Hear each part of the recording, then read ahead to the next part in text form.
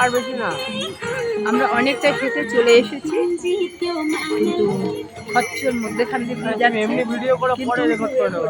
সব থেকে বড় কথা কি, যারা এই যে খচ্চরের পিঠে যাচ্ছে ইয়ং মানুষগুলো, আর আমার এত কষ্ট লাগছে খচ্চরগুলোকে দেখে, পা এত স্লিপ কাটছে, আপনারা পাটা খেয়াল করে দেখুন, এত স্লিপ কাটছে আর এত কষ্ট।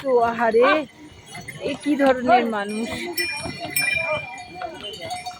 মানুষ এত নির্দয়। ওরে বাবা রে বাবা,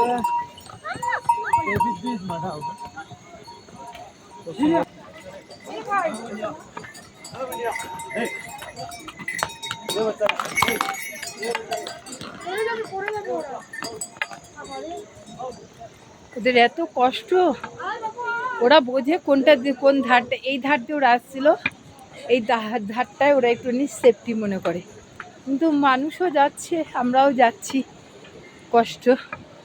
কিন্তু সব থেকে কষ্ট মনে হয় এর থেকে হেঁটে যাওয়াটা অনেক ভালো, কারণ ওদের কষ্ট সত্যি সহ্য করা যায় না। মানুষ এত নির্দয় আমরাই হই। ওরা নীরবে কাউকে কিছু না বলে আস্তে আস্তে ওদের ইয়েতে চলে যাচ্ছে।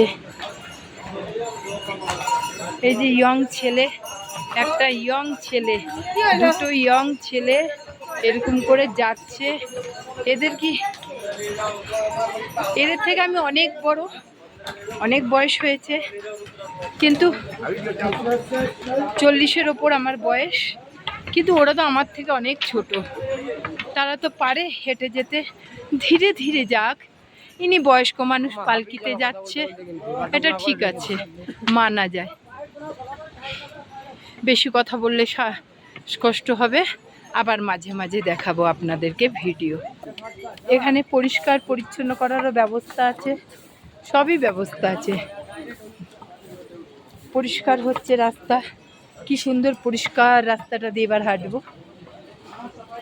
খুব সুন্দর। লোকে শর্টকাট দেওয়ার জন্য এখান দিয়ে যাচ্ছে। দেখুন, একজন ঝাড় দিচ্ছে, একজন ময়লা তুলছে, কত পরিষ্কার পরিচ্ছন্ন করা। সবাই এখানে ব্যস্তই আছে। দূর থেকে দেখুন কত সরু রাস্তা, আমি একটু ভয় পেয়ে গেছিলাম কান ঝাড়াতে। এধারে সব খচ্চর দাঁড়িয়ে আছে, এই সরু রাস্তাটার মধ্যে একধারে খচ্চর, মধ্যেখান দিয়ে খচ্চর, আর এইদিকে